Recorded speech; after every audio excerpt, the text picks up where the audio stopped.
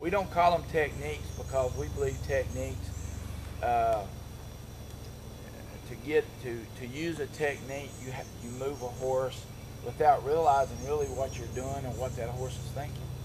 In our communication skills, you're actually communicating with that horse and letting him know why you want him to move, that there is a purpose for this reason. Wouldn't you agree, Michelle? Yes, I would. We try to close the communication gap between human and the horse. We try to shrink it to where, it's not teaching your horse tricks. It's not, watch this, I can move my horse backwards. It's nothing like that. I can move my horse forwards, or it's the horse actually, knows there's a purpose and there's a reason, and he understands why the human's wanting him to do this, and he respects you so much that he wants to, communicate with you back. Yeah. Cut just a second. All right, I'm ready.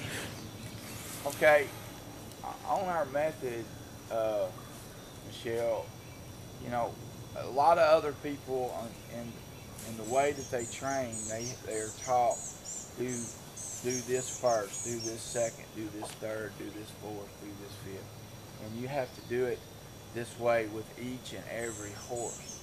And but the problem with that is these horses have different personalities. And the other problem with that is that you're not communicating with the horse because these two horses are going to communicate with me differently.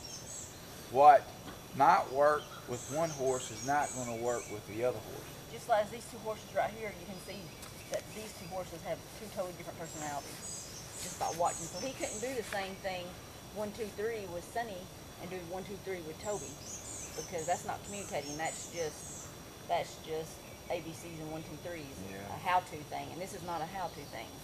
So what we do is we teach you how to let the horse tell you where his problems are and where he's ready to start. You seen us do a coach starting demonstration last night, and if you'll watch our coach starting demonstrations, you'll never see it done the same.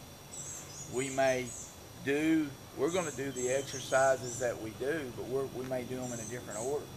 I may start asking, for example, one time I had a horse that we were training and getting ready to start, and I started asking him to disengage, and the horse just totally freaked out.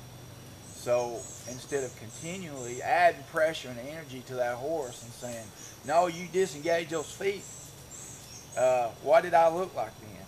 I looked like a dictator. I didn't look like a leader.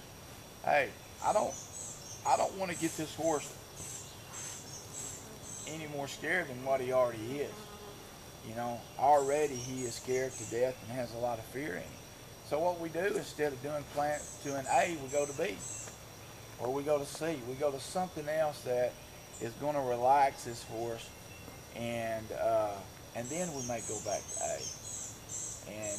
And just like Tom Dorrance always said, you always start with the body, and then you get the mind.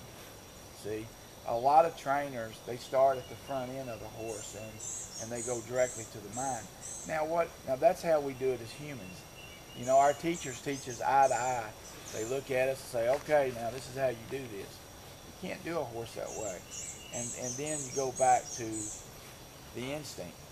That's not their instinct. Their instinct is who can move whose feet. Okay?